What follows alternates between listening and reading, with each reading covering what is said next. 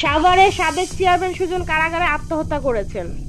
ঢাকা, রোববার 15 জুন 2025 সাভারের বিরুলিয়া ইউনিয়ন পরিষদের সাবেক চেয়ারম্যান ও রাজনৈতিকভাবে আলোচিত ব্যক্তিত্ব সাইদুর রহমান সুজন 45 ঢাকা কেন্দ্রীয় কারাগারে কেরানীগঞ্জ বন্দী অবস্থায় আত্মহত্যা করেছেন বলে নিশ্চিত করেছেন কারাগার কর্তৃপক্ষ। ঘটনাটি ঘটে রোববার বেলা 11টার দিকে কারাগারের সূর্যমুখী ভবনের একটি সাধারণ কক্ষে। কারা সূত্রে জানায়, তিনি নিজের ব্যবহৃত গামছা দিয়ে জানালার গ্রিলের সঙ্গে গলায় ফাঁস দেন।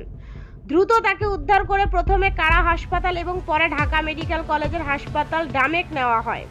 সেখানে কর্মরত চিকিৎসক বেলা 12:30 তাকে মৃত ঘোষণা করেন। ডামেক পুলিশ ক্যাম্পের ইনচার্জ ইন্সপেক্টর মোহাম্মদ ফারুক সুজনের মৃত্যুর বিষয়টি নিশ্চিত করেছেন।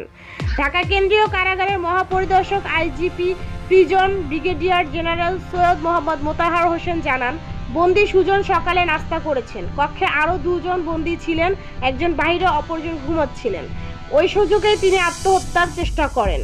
তদন্তের জন্য একটি কমিটি গঠন করা হয়েছে। সাইদুর রহমান সুজনের বিরুদ্ধে বৈষম্য বিরোধী ছাত্র জনতার আন্দোলন, আধিপত্য বিস্তার, জমি দখল এবং চাঁদাবাজির অভিযোগ সহ মোট 15টি মামলা ছিল, যার মধ্যে একটি আন্তর্জাতিক অপরাধ ট্রাইব্যুনালের মামলাও অন্তর্ভুক্ত।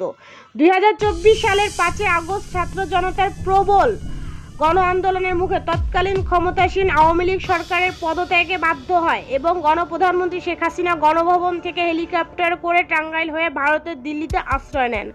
ওই সময় থেকেই সুজন আত্মগোপনে চলে যান। তার কয়েক মাস পরে রাজধানীর মিরপুর এলাকায় অভিযান চালিয়ে তাকে গ্রেপ্তার করে আইন শৃঙ্খলা বাহিনী। আজকের দুর্নীতি, কণা আক্তার বর্ণনা।